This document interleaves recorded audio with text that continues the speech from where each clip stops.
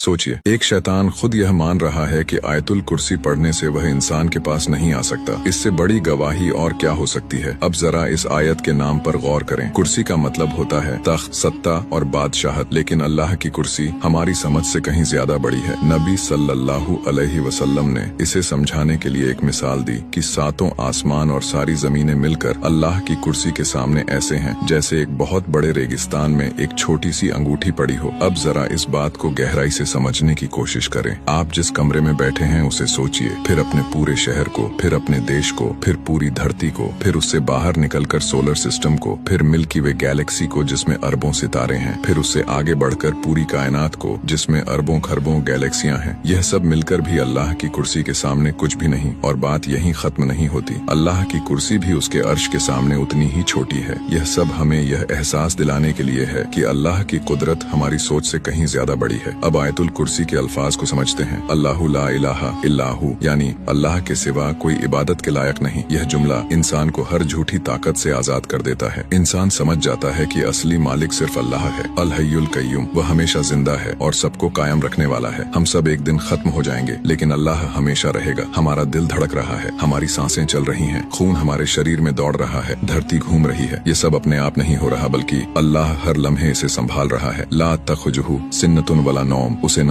ऊँघ आती है न नींद। सोचिए, अगर वह एक पल के लिए भी गाफिल हो जाए तो पूरी कायनात बिखर जाएगी। लहू मा फिस समावाती वमा फिल अर्ज, जो कुछ आसमानों और जमीन में है सब उसी का है। हम जो कुछ अपना समझते हैं वह असल में अल्लाह की अमानत है। मन झल्लजी यशफु इंदहु, उसकी इजाजत के बिना कोई सिफारिश नहीं कर सकता। यह हमें सिखाता है कि हमें सीधे अल्लाह से ही मांगना चाहिए। अब सबसे बड़ा राज इसमें आजम है। उलमा कहते हैं कि यह नाम अक्सर या हय्यू या कय्यूम में छुपा है। जब इन नामों के साथ दुआ मांगी जाती है तो वह खाली नहीं जाती। अगर जिंदगी में कभी मुश्किल आए, रास्ते बंद लगे, दिल परेशान हो जाए तो सजदे में जाकर या हय्यू या कय्यूम पढ़ें और सच्चे दिल से दुआ करें। आप खुद अपने हालात में बदलाव महसूस करेंगे। आयत का अगला हिस्सा हमें यह बताता है कि अल्लाह सब कुछ जानता है, जो हो चुका, जो हो रहा है और जो होने वाला है। एक पत्ता भी बिना उसकी इजाजत के नहीं गिरता। हमारे दिलों के राज भी उससे छुपे नहीं हैं। और आखिर में अल्लाह फरमाता है कि आसमान और जमीन की हिफाजत उसे थकाती नहीं। यानी जब आप आयतुल कुर्सी पढ़कर अपने घर, अपने बच्चों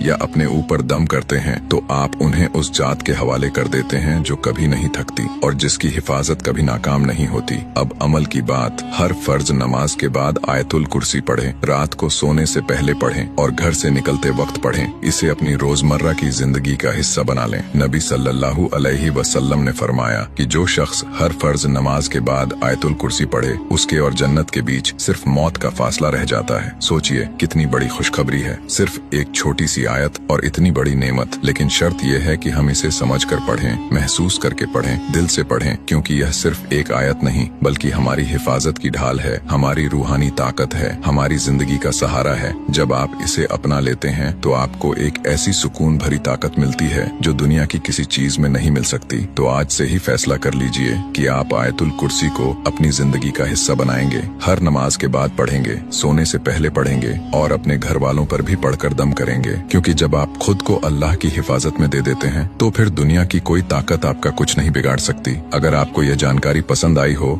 तो वीडियो को लाइक करें, चैनल को सब्सक्राइब करें और ऐसी ही इल्म और हकीकत से भरी वीडियो के लिए जुड़े रहें।